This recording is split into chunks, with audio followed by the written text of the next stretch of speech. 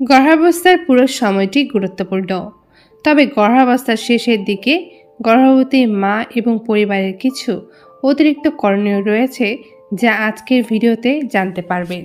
Hello viewers, কেমন আছেন আপনারা? আশা করি আপনারা ভালো আছেন। গর্ভাবস্থার শেষ 3 মাস বা 27 থেকে 40 সপ্তাহকে তৃতীয় ট্রাইমেস্টার ধরা হয়। যারা এপ্রিল, মে এবং জুন মাসে মা হতে চলেছেন, ভিডিওটি তাদের জন্য খুবই স্পেশাল।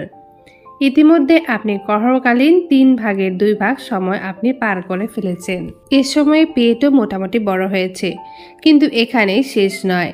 শেষ 3 মাসে আপনার পেট আরও বড় হবে, সেই সাথে বাচ্চাটা ধীরে ধীরে বেড়ে উঠবে। গর্ভাবস্থার শেষ 3 মাসে গর্ভের বাচ্চা ও মায়ের মধ্যে কি কি পরিবর্তন আসে এবং এই সময়ে করণীয় ও বর্জনীয় সম্পর্কে জানতে ভিডিওটি শেষ পর্যন্ত দেখতে ভুলবেন না। ভিডিওটি ভালো লাগলে অবশ্যই একটা লাইক করবেন, আর এখনও যদি এই চ্যানেলের সদস্য না হয়ে থাকেন অবশ্যই চ্যানেলটিকে সাবস্ক্রাইব করে বেল আইকনটি বাজিয়ে রাখুন। তাহলে প্রেগন্যান্সি রিলেটেড যে সকল ভিডিও আপলোড করা হয় সব কিছুর নোটিফিকেশন সবার আগে আপনার কাছে পৌঁছবে। আর যদি ফেসবুক পেজ থেকে ভিডিওটি দেখে থাকছেন অবশ্যই পেজটাকে ফলো করে দেবেন। গর্ভের বাচ্চার প্রথমে যে পরিবর্তন ঘটে সেটি হলো হাড়ের। সাধারণত 7 থেকে 8 মাসে কার্টিলেজ হাড়ে রূপান্তরিত হতে থাকে।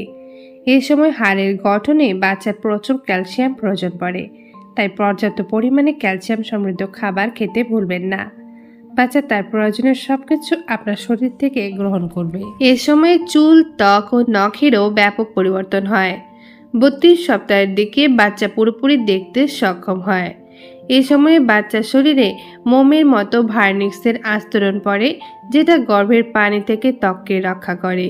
এছাড়া বাচ্চার শরীরে লানুগণ নামক পশমের সৃষ্টি হয়, সাথে নখও পুরোপুরি সৃষ্টি হয়ে যায়। ব্রেন, শেষ 3 মাসে ব্রেনে উন্নয়ন সবচেয়ে দ্রুত ঘটে। এই সময়ের মধ্যে চোখের পলক ফেলা, স্বপ্ন দেখা, ব্রেনের মাধ্যমে নিজের শরীরের তাপমাত্রা নিয়ন্ত্রণ করতে শিখে যায়। 37 সপ্তাহের মধ্যে প্রায় সকল বাচ্চার মাথা নিচে নামতে শুরু করে, কিছু ব্যতিক্রম ব্যতীত। দুনিয়ায় আগমনের জন্য বাচ্চাও শেষ সময়ে প্রস্তুত হয়ে যায়। পরিপাকতন্ত্র, গর্ভাবস্থার শেষ সময়ে বাচ্চার দেহে মিকোনিয়াম নামক মলের সৃষ্টি হয়। এই মিকোনিয়াম মূলত রক্তকণা, ভার্নিক্স ও লানুগোর সমন্বয়ে গঠিত। এই মল বাচ্চার ক্ষুদ্রান্তে জমা হতে থাকে। পঞ্চেন্দ্রিয়, 29 থেকে 31 সপ্তাহের মধ্যে বাচ্চার পঞ্চেন্দ্রিয় পুরোপুরি সক্রিয় হয়ে থাকে, মানে বাচ্চা স্পর্শ, ঘ্রাণ, শ্রবণ, আলোতে সংবেদনশীলতা অর্জন করে। গর্ভবতীর দেহে পরিবর্তন, ভিতরে সক্রিয় একটি বাচ্চা। বৃহদাকার পেট সহ গর্ভবতীর দেহেও আসে নানা পরিবর্তন। আসুন জানি পরিবর্তনগুলো। পেট ব্যথা, পেটের চামড়া হঠাৎ টানলে যেমন পেটে ব্যথা লাগে, ঠিক তেমনি খুব ধীরে ধীরে পেট যেহেতু বড় হচ্ছে তাই সেখানে একটা টানটান অনুভূতি সৃষ্টি হয়, যা ব্যথা হিসেবে আপনি মনে করেন। হালকা এই পেট ব্যথার সাথে আপনাকে মানিয়ে চলতে হবে। বুক জ্বালা পোড়া, গর্ভকালীন শেষ সময়ে আপনার জরায়ু, পাকস্থলী ও তার উপাদানগুলোকে উপরের দিকে চাপ দিতে থাকবে, যার ফলে সৃষ্ট গ্যাসে আপনার বুকে জ্বালাপোড়া হতে পারে। জ্বালাপোড়া বেশি হলে ডাক্তার দেখিয়ে হালকা কিছু ওষুধ সেবন করতে পারেন। সংকোচন প্রসারণ, সন্তান প্রসব প্রক্রিয়ার প্রস্তুতি হিসেবে আপনার জরায়ুতে থেমে থেমে সংকোচন প্রসারণ হবে, যেটা আপনার কাছে ব্যথা হিসেবে মনে হতে পারে, তবে এটি স্বাভাবিক ঘটনা। ভ্যারিকেজ ভেইন, অনেক গর্ভবতীর শেষের দিকে ভ্যারিকেজ ভেইন দেখা দেয়।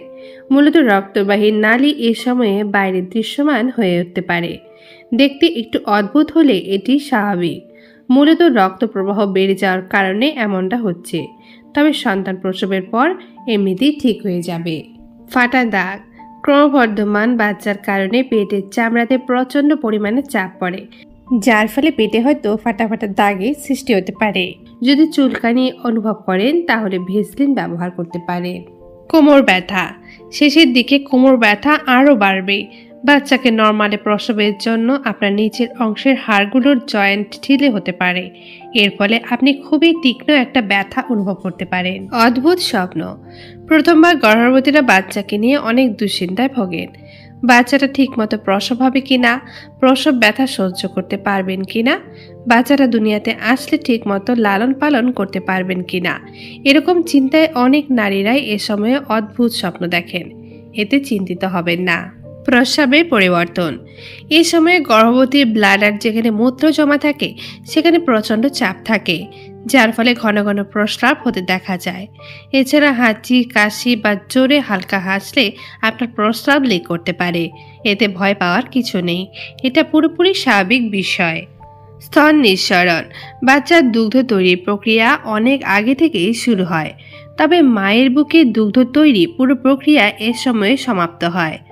অনেকের স্তন থেকে ঘন বা পাতলা তরল নির্গত হতে পারে, আবার অনেকের নাও হতে পারে। দুটোই স্বাভাবিক ঘটনা। শেষ 3 মাসে কি করণীয়? গর্ভের বাচ্চার নড়াচড়ার প্রতি খেয়াল রাখুন। শেষের দিকে পেটের জায়গা কম থাকার কারণে নড়াচড়া বেশি করতে না পারলেও তার গতিবিধি নিয়মিত থাকবেই। নড়াচড়া অনেক কমে গেলে সাথে সাথে ডাক্তারকে জানাতে হবে। নিজের ওজন ঠিকমতো বাড়ছে কিনা সেটা যাচাই করুন। আপনার ওজন ঠিক আছে কিনা জানতে অবশ্যই কমেন্ট করুন। আর অবশ্যই আপনার উচ্চতা, গর্ভধারণের আগের ওজন ও কত সপ্তাহ চলছে সেটা উল্লেখ করতে কিন্তু ভুলবেন না। ডাক্তারবাবু নিষেধ না করে থাকলে ঘরের হালকা কাজকর্মের মাধ্যমে সক্রিয় থাকুন। দৈনিক 20 মিনিট হাঁটার চেষ্টা করুন।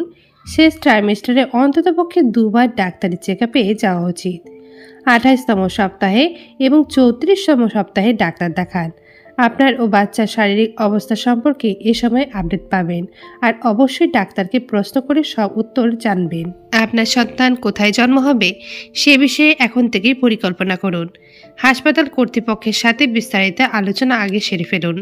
যদি ঘরে প্রসব করাতে চান তাহলে প্রশিক্ষিত দায়ের খোঁজ রাখুন, এবং দরকারি মুহূর্তে কোনো ডাক্তারকে কল করবেন সেটাও কিন্তু জেনে রাখতে হবে। প্রসবের সময় অনেকেই হঠাৎ রক্তের প্রয়োজন হতে পারে, তাই আপনার গ্রুপের কমপক্ষে 3 জন রক্তদাতার খোঁজ রাখুন। সাথে সাথে অর্থনৈতিক বিষয়ে আগে প্রস্তুত থাকুন। খাওয়া দাওয়া আগে থেকে যেমনটা করছিলেন তেমনটাই চালিয়ে যান।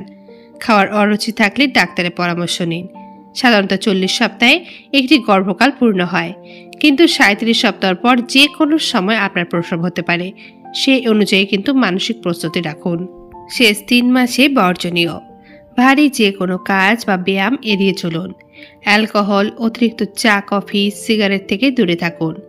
আপনার পরিবারে কেউ সিগারেট পানে অভ্যস্ত থাকলে তার মুখের গন্ধ থেকে দূরত্ব বজায় রাখুন।